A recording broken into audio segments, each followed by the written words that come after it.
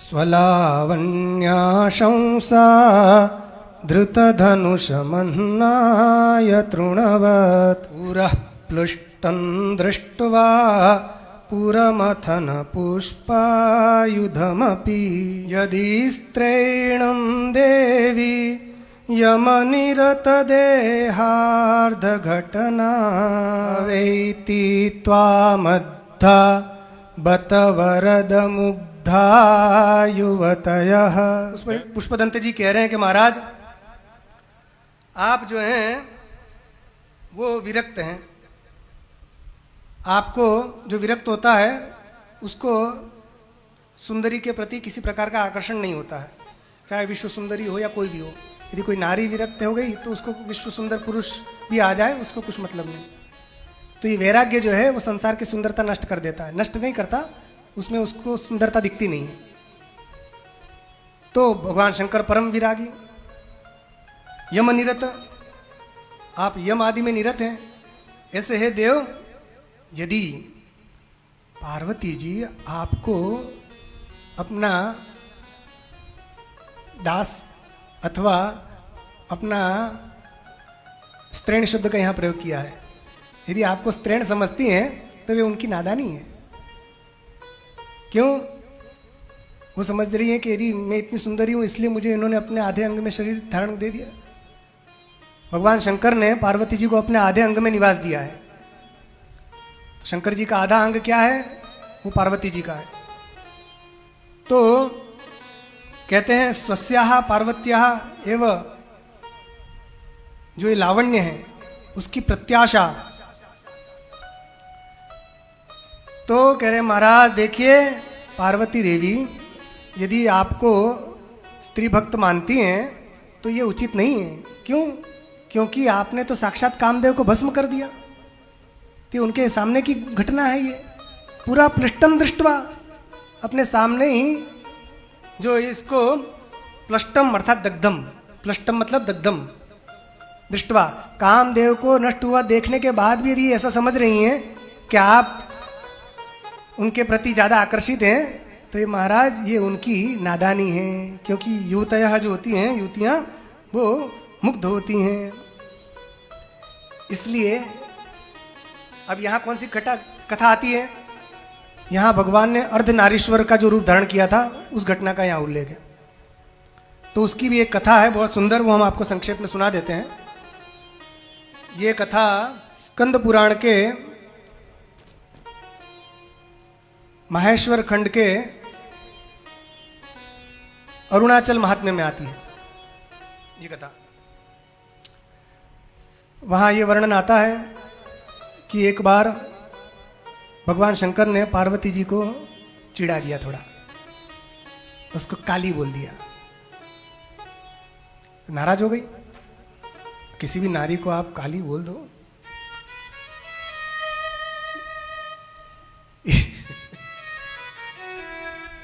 तिवारी जी आज हमसे कह रहे थे कि आप जो है वो करिया मत बोला करो किसी को। हमने कहा हम किसको करिया बोले? कि नहीं वो कथा में आ जाता है। हमने कहा वो तो रावण था करिया इसलिए बोल दिया। कि नहीं वो तो बात सब ठीक है। हमने कहा ऐसे ही विनोद के लिए बोल देते कि नहीं, कि कुछ लोग जो आ जाते हैं तो उनकी ओर सब लोग देखने लग जाते हैं तो बेचारे वो असमंजस में आ जाते हैं कि हमको ऐसा बोल दिया। तो बात यह है कि उनको नहीं बोलते हैं। अपने यहाँ ये काला गोरा का बात नहीं है, अपने यहाँ तो मन पवित्र होना चाहिए। काले गोरे में क्या रखा है? ये तो ऊपर का पैकेट है। तो अपने यहाँ तो भगवान कृष्ण भी काले हैं, भगवान राम भी सांवले हैं। तो सांवला रंग खराब है ऐसी बात नहीं है। ब्लैक ब्यूटी, कई लोग काले होने के बाद भी सुंदर होते हैं और कुछ गोरे होने के बाद भी काले रहते हैं मन के। प्रसंग आएगा सुनाएंगे। तो वो तो थोड़ा थोड़ा विनोद, थोड़ा हंस लें उस दृष्टि से कह देते हैं, कोई बुरा मत मान लीजिएगा, है ना। अब मगर यहाँ तो वो कथा तो वहाँ आती है ऐसी कि शंकर जी ने कह दिया उसको काली। सांवली थी थोड़ी पार्वती जी, क्यों? क्योंकि तप करके जो तपस्वी रहता है तो वो कहाँ मेकअप वेकअप और ये सब में लगा रहेगा, वो ध्यान नहीं देता अपने ऊपर। तो उनका शरीर थोड़ा सांवला पड़ गया था। तो शंकर जी ने चिढ़ा दिया, तो कहा अब मैं जा रही हूँ। कहाँ? अब मैं यहाँ नहीं रहूँगी। तो अब मैं जा रही हूँ, अब जब तक मैं गोरी नहीं बनूंगी तब तक आपके पास नहीं आऊँगी, गोरी बनूंगी तभी आऊँगी। अच्छा। तो शंकर जी ने कहा देखो तुम तो जगदम्बा हो, तुम संकल्प कर लो अभी गोरी हो जाओगी, इसमें कौन सी बड़ी बात है। तुम कहो तो मैं संकल्प कर लूँ तो गोरी हो जाएगी। नहीं, ये नहीं चलेगा। आपने मुझे काली बोला है, अब मैं तप करूंगी। तप करने के बाद, किसका तप करोगी? कि ब्रह्मा जी का। ब्रह्मा जी तो विष्णु का पुत्र है और विष्णु भी बुद्ध से उत्पन्न हुआ है, तो अपने ही उसमें है। हम बुला के कहते थे कि वरदान दे दो, नहीं ऐसे नहीं, लीगली जो होगा वही करेंगे, अनलीगल काम नहीं करेंगे। मैं उनकी आराधना करूंगी, वरदान प्राप्त करके गोरी होने के बाद ही आऊंगी। ऐसा कहकर पार्वती जी चली गई तप करने के लिए।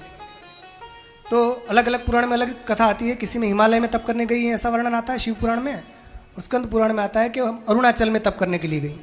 अरुणाचल जो है ना दक्षिण भारत में, तो वहाँ तप कर रही थी। तप करते करते बहुत समय व्यतीत हो गया। तो वहाँ एक असुर आ गया उस समय विघ्न डालने के लिए। उसका नाम था महिषासुर। उसने अपने एक दूती को भेजा कि जाओ, वो बड़ी सुंदरी है। हाँ, उन्होंने तप करके वो बड़ी सुंदरी हो गई। अपनी काली त्वचा उन्होंने छोड़ दी। कौशिकी थी समाख्याता तथा साख्याति मागता। वो कौश से निकाली तो कौशिकी हो गई, और फिर गोड मन की हो गई, और वहाँ तप करने लगी। वहाँ गौतम ऋषि पहले से तप कर रहे थे। उनसे पूछा कि हम यहाँ तप करूँ, क्या आप करिए। उनके लिए स्थान बना दिया। उनके अपनी सहेलियों के साथ वहीं रहकर तप करने लगी। तो वहाँ विघ्न आ गया। अच्छे काम में कभी कभी विघ्न आते ही हैं। महिषासुर आ गया लड़ने के लिए। उसने कहा कि मुझसे विवाह कर लो, तो इन्होंने रिजेक्ट कर दिया। तो उसने आक्रमण किया।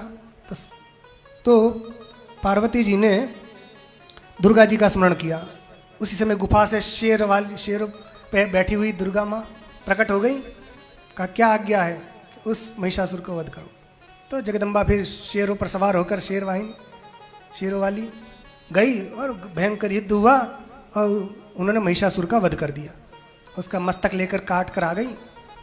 पार्वती जी ने कहा कि वैसा ही मस्तक को छोड़ दीजिए यहीं, और आप अपने एक यहाँ तीर्थ की स्थापना कीजिए।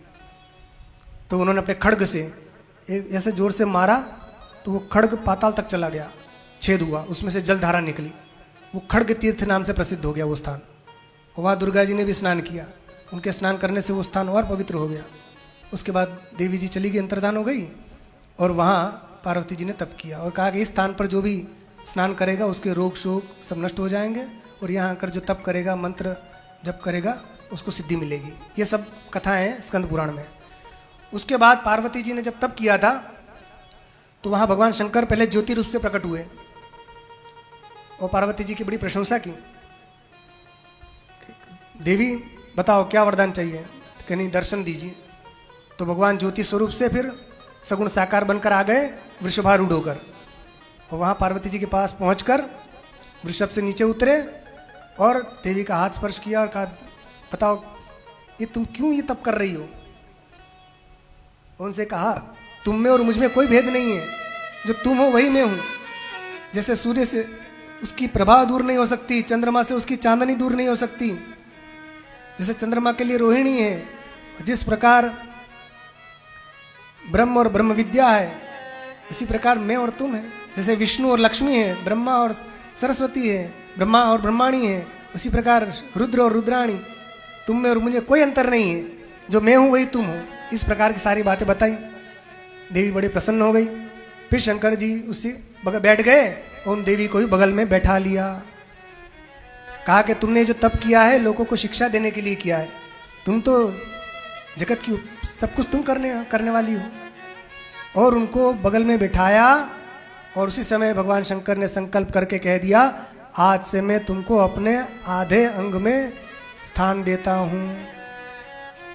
तो उसी समय शिव और पार्वती दोनों एक हो गए। अर्धनारीश्वर रूप वहां प्रकट हो गया। जैसे ही भगवान शिव और शिवा ये दोनों एक हुए, तो वहां अपार तेज हो गया। सारे देवी देवता वहां आ गए और भगवान पर पुष्प वृष्टि करके उनकी जय जयकार करने लगे। बोलो अर्धनारीश्वर भगवान की जय हो। तो पार्वती जी ने जो तप किया था उससे प्रसन्न होकर भगवान शंकर ने उनको अपने आधे अंग में निवास स्थान दिया था। ये कथा अरुणाचल महात्म्य में आती है। और भगवान ने अपने गणों को भी स्थापित कर दिया, भैरव को स्थापित कर दिया, बटुक को स्थापित कर दिया, कई चीज़ें वहाँ आती है। और कहा मैं भी यहीं निवास करूँगा, तुम भी यहाँ निवास करना। तो वो जो अरुणाचल है, अरुणाचल, तो अरुणाचल ये क्या है? अचल संस्कृत में शब्द पहाड़ को कहते हैं। अचल, अचल मतलब पहाड़। तो अचल शब्द का प्रयोग करने के बाद फिर से पहाड़ शब्द का प्रयोग नहीं करना चाहिए। कुछ लोग कहते हैं अरुणाचल पहाड़, विंध्याचल पर्वत, ऐसा बोलते हैं। विंध्य उसका नाम है, अचल जो है वो पर्वत को कहते हैं। विंध्याचल कह दिया तो विंध्याचल पर्वत कहने की जरूरत नहीं है, अरुणाचल कह दिया तो अरुणाचल पर्वत कहने की आवश्यकता नहीं है। तो जो संस्कृत पढ़े लिखे होंगे वो अचल के बाद पर्वत शब्द नहीं लगाएंगे, और जो नहीं जानते होंगे तो उनसे शायद गलती से हो जाता होगा। तो आप लोग ये गलती ना करें इसलिए आपको बता दिया। अब अरुणाचल, तो वो भगवान शंकर का नाम वहां पड़ गया अरुण। शंकर जी ने कहा मेरा नाम अरुण है और तुम्हारा नाम अरुणा, पार्वती जी का नाम अरुणा है। तो आज हम दोनों यहाँ निवास करेंगे। तो ये पर्वत भी, वो पर्वत भी शिव स्वरूप है। अरुणाचल, जो अरुणाचल है वो भी शिव स्वरूप माना जाता है। महर्षि रमण जो थे उन्होंने वहीं आराधना की थी, वहीं तप किया था। दक्षिण भारत के बड़े सिद्ध ज्ञानी महात्मा हो गए हैं, रमण उनका नाम था, रमण महर्षि नाम से जाने जाते थे। तो वो जो अरुणाचल है, तो अरुणा पार्वती जी का भी नाम है और अचल शंकर जी को भी कहते हैं। तो अरुणा और अचल मिलाकर वो अरुणाचल हो गया। पार्वती और शिव दोनों मिलाकर अरुणाचल, अथवा तो अरुण और अरुणा दोनों को मिलाकर वो हो गया। तो शिव शक्ति का स्वरूप है। इस प्रकार अर्धनारीश्वर होने की कथा वहाँ पर बड़े विस्तार में वर्णन की गई है, मगर हमने आपको बहुत ही संक्षेप में सुना दी।